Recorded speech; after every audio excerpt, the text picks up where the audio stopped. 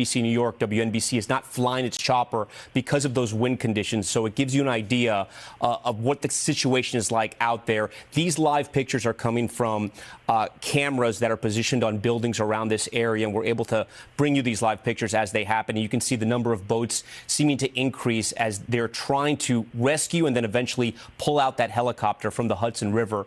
For more on all of this, I do want to bring in NBC News aviation analyst John Cox, who has been following some of this. John, I know we don't have a lot to go on. We have a helicopter that went down. Our eyewitness telling us that, and that's one source, that it looked like the blades of the helicopter had fallen off and then it plummets into the Hudson. Also, a somewhat windy day here in New York as spring has just started.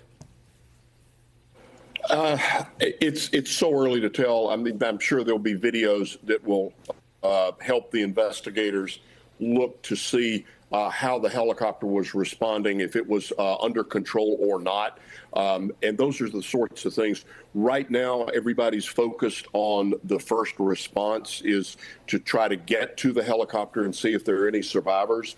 The next portion of it will be to stabilize the wreckage and then let the National Transportation Safety Board begin their meticulous process. And so everybody's focused right now on first response, and we don't know a whole lot. And in the early hours, it's typical. The information that we get oftentimes proves not to be 100% accurate. So we want to be careful about any initial observations or speculation, which we don't want to do. John, we have a helipad just north of that on West 30th Street, so several blocks up, but there's a helipad, as you know, on the west side of Manhattan. There's one on the east side, just off the FDR, on the lower portion of Manhattan. This helicopter, from our eyewitness, was traveling southwest from what he says, so headed towards the tip of Manhattan, maybe towards the Jersey side as well.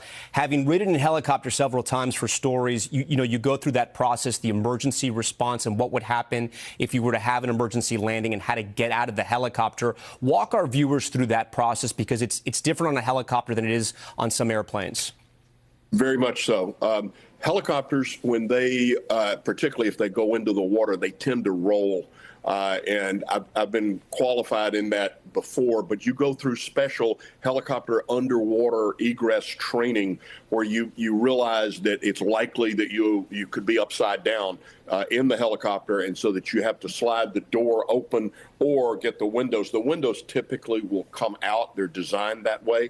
So you pull them out, and then you've got to orient yourself towards the surface and then swim toward the surface. John, I don't know if you, John, I just want to interrupt you. I don't know if you can watch our coverage right now. We're getting our first images of what looked like the helicopter possibly underwater. Can you see these images? Are you in front of a television by chance? I can, yes. What are we looking at here? I'm not 100% sure.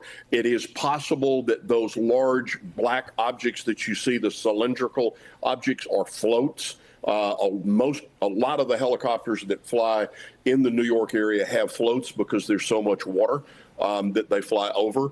Now, one of the questions, it does not appear that those floats were inflated, and as to why. So these are questions that we don't know yet. And John, I mean, does it stand to reason that if these images are what we think they are, the helicopter, the cockpit is underwater at this point? If these are the skids and floats, the helicopter is underwater. There's no question, and it would be upside down, which is not unusual for a helicopter entering the water. The dynamics, the physics of that rotor blade tend to roll that helicopter, and so that's one of the reasons that they teach so special this egress training. John, stand by for us. Tom Costello has some new reporting. He's been talking to his sources in the aviation world. Tom, what can you tell our viewers? Well, as you would expect, it is early moments in this investigation, and the priority right now is finding out if there is anybody in that water who needs to be rescued. Both the FAA and the NTSB are monitoring this closely, as you would expect, but the initial emergency response, of course, is up to the NYPD, the FDNY, the Coast Guard. What strikes me, Tom, as you look at these images, it reminds me, of course, of the miracle on the Hudson back in 2009, in which that U.S. Airways flight, U.S. Airways Flight 1549, went into the water. Amazingly, everybody on board survived, but you had just this huge push by boats in the water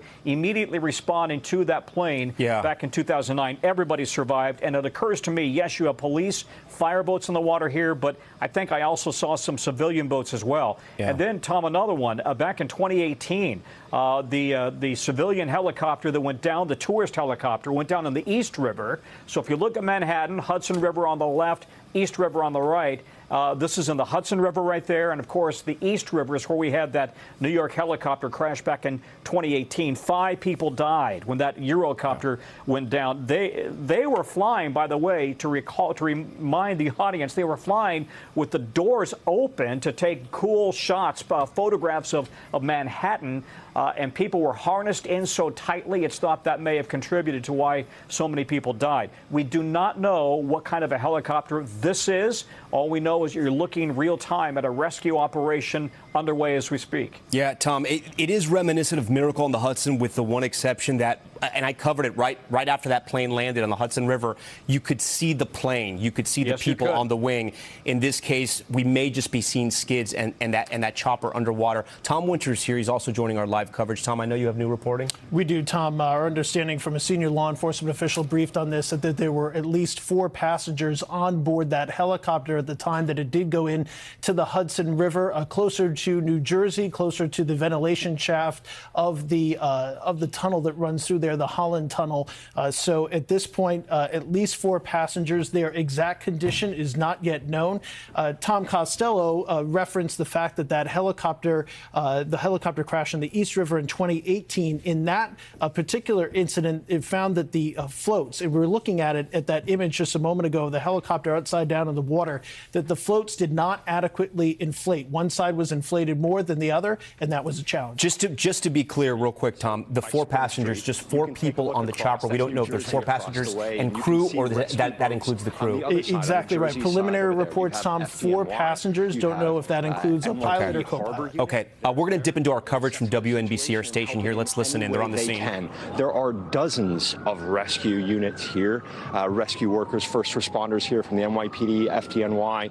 We also have EMS here. Again, there are some ambulances here, but the majority are rescue workers trained to work. The ESU, scuba, the dive unit here, they're trained to work in these waters here. Very difficult waters to navigate in the Hudson here, but they're trained to work in the Hudson. They went out as part of this emergency response. Again, it's closer to the Jersey side, but you can see straight away. And we're being told by law enforcement sources here at Pier 40 that at least 4 people have been taken out of the water from that helicopter and rushed to the hospital in New Jersey. Again, we don't have their conditions at this time. Okay, Mark Santia, as we cross the 4 o'clock hour, we are resetting now. Within the last hour, we learned of a chopper in the Hudson. We've been listening there to our local station, WNBC, who had reporter Mark Santia on the scene on the Manhattan side.